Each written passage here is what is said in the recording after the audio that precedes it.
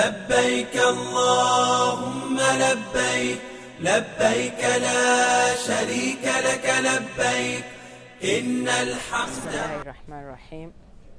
الحمد لله رب العالمين والصلاة والسلام على أشرف الأنبياء وإمام المرسلين سيدنا محمد صلى الله عليه وسلم.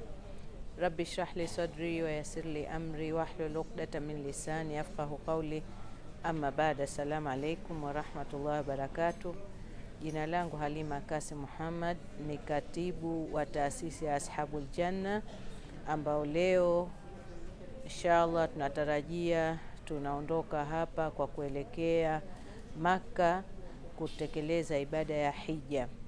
Tunamwomba Allah subhanahu wa ta'ala atupe nguvu na afya na uzima kuweza kutekeleza hii ibada tukufu ya nguzo ya 5 ya Kiislamu.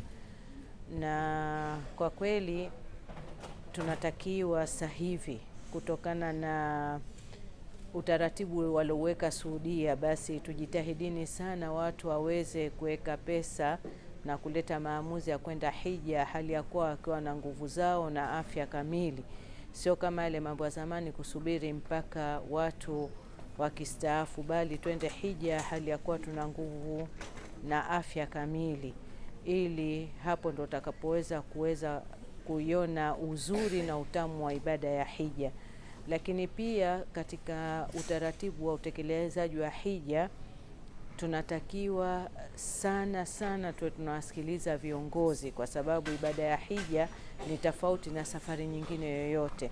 Kiongozi wako anapokuambia sasa hivi usende msikitini, basi unatakiwa umsikilize, na akikwambia sasa hivi tutokeni twende, basi inatakiwa pia umsikilize. Kwa kweli ibada ya hija inahitaji subra ya hali ya juu, ingawa subra ni wakati wote kwa ibada, kwa matendo yetu yote ya kila siku, usiku na mchana, lakini kwa ibada ya hija ni zaidi inahitajika subra juu ya mambo yote, subra juu ya mahujaji wenzio, subra juu ya viongozi na mengineo yote. Kwa hiyo inshallah Mwenyezi Mungu atuwafikishe tuweze kwenda na kuweza kuwahudumia wageni wa Allah subhanahu wa ta'ala, na sisi Mwenyezi Mungu atupe nguvu tuweze kukamilisha hili tunaloliendea na tuweze kurudi kwa salama.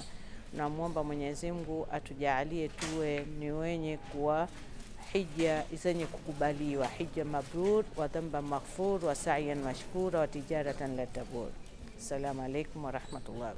Assalamu alaikum warahmatullahi wabarakatuh. Kwa jina naitwa Khairat Abdallah Ramsa, miongoni mwa mahujaji watarajiwa inshallah kwa mwaka 2026, ambayo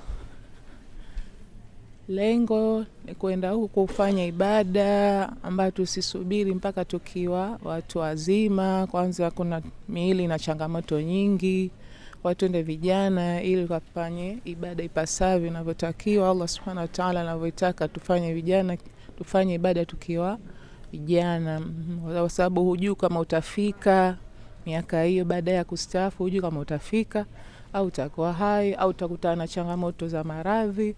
Kwa vizuri tukafanya ibada hali ya kuwa tuko vijana. Kwa hiyo nimehamasika, najisikia raha. Sijawahi kufika airport, alhamdulillah, namshukuru Allah kutuwezesha kufika hapa salama. Kwa inshallah ibada iwe ya khair, iwe makbuli, inshallah tuwezeshe na tufikie lengo tunalo kuendea huko, inshallah tuliendeleze inshallah. لبيك اللهم لبيك لبيك لا شريك